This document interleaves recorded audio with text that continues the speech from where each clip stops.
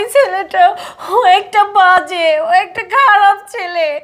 ও শুধু আমার সাথে না, এর আগে ও অন্যান্য মেয়েদের সাথে এই কাজগুলো করেছে। কিন্তু বিশ্বাস করেন, আমি আমি ওকে মন থেকে ভালোবেসেছিলাম। আমি ভেবেছি সত্যি ও শুধু আমাকেই ভালোবাসে, কিন্তু আমি জানতে পারি ও ও একটা বাজে ছেলে।